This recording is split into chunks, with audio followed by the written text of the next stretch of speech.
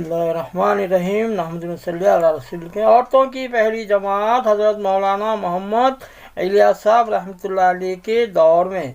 हज़रत मौलाना मोहम्मद इलियास साहब ये भी फरमाया करते थे कि कभी कभी औरतों की जमात भी निकालें। इब्तिदा में जबकि हज़रत मौलाना यूसुफ साहब रहमतुल्लाह अलैह अपने वालिद साहब के अइम्मा पर तबलीग काम करते थे, लेकिन औरतों की जमात के निकलने के खिलाफ थे।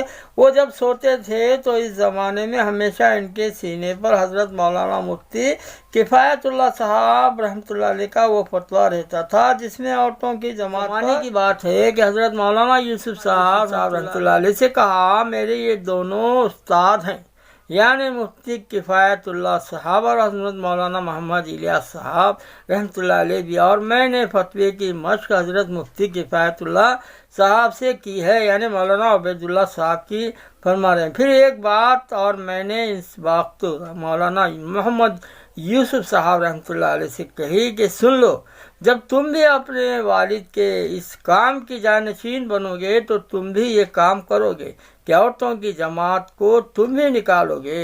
इस पर हज़रत मौलाना मोहम्मद यूसुफ साहब ने सवाल किया, क्या तुमको औरतों की जमात के निकालने के बारे में शरअ सदर है? मैंने कहा हाँ है, और वो ये है कि हज़रत मौलाना मोहम्मद यूसुफ इलियास साहब रहमतुल्लाह अलैह जो काम कर रहे हैं वो सही कर रहे हैं।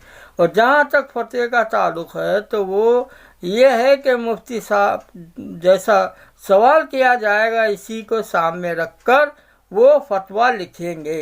अब जैसा सवाल होता है वैसा फतवा होता है। अगर इस तरह सवाल लिखा जाए कि औरत का जमात में निकलना इस हाल में कि इसका महरम साथ हो, खाविन साथ हो, लड़का हो या इसका समझदार बच्चा साथ हो और वो भी करीब में हो, वो अगर जमात में जाएं तो शरीयत का क्या हुक्म है? तो जाहिर है कि इन के साथ ज़रूर इजाज़त होगी। और जहाँ तक इस फतवे का ताल्लुक़ है वो ये कि सवाल करने वाले ने इन बुनियादों का जिक्र नहीं किया, सिर्फ औरतों का तबलीग में निकलना लिखा है, तो इसका फतवा वही होगा जो सामने है।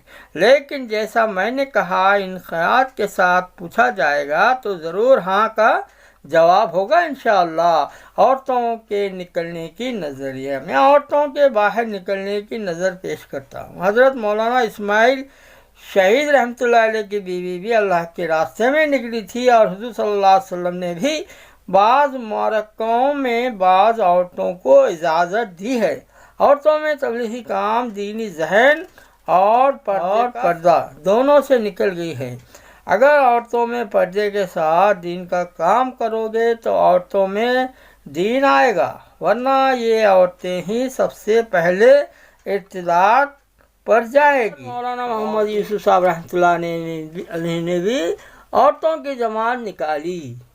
अब जब ज़माना हज़रत मौलाना मोहम्मद यूसुफ साहब रहमतुल्लाह अलैह का आया तो अब उन्होंने भी औरतों वाली जमात का काम किया, और इस वक्त हज़रत मौलाना मोहम्मद यूसुफ साहब रहमतुल्लाह अलैह ने खुदा से इस बात पर माफ़ी मांगी कि एक ज़रूरी काम के मामले में मैं अपने वालिद की मैंने मुखालिफत की थी। औरतों की जमातों में बेशुमार शर्तें, ये तबलीगी काम औरतों में तो बहुत ज़रूरी है, लेकिन इस काम में औरतों की जमात पर शराइत बहुत लगाई गई हैं।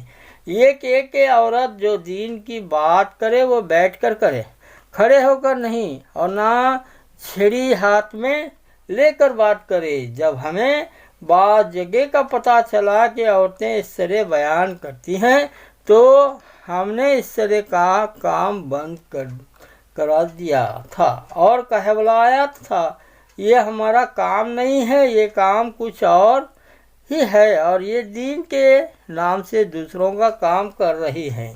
इस तरह हमारे नाम से काम ना हो, ये हुई एक शर्त। दूसरी ये है कि औरतें महरम के साथ चलें, बग़ैर महरम के औरतें तबलीग में ना निकलें।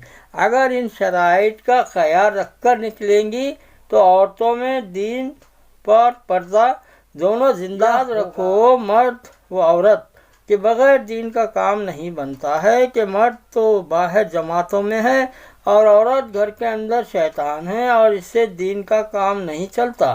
جب عورتوں میں دین کا کام چلے گا تو پھر عورت خود عورتوں سے پردہ کرائے گی۔ حالانکہ تم تو یہ کہتے ہو کہ عورتیں جماعت میں باہر نکلے گی تو بے پردہ پھرے گی اور بے دینی پھیلے گی، ایسا نہیں ہے، بلکہ پردہ عام ہوگا اور نماز قائم ہوگی اور حیا قائم ہوگی، اور جو جماعت بے اصولی کرے گی اس سے یہ کام نہیں لیا جائے گا۔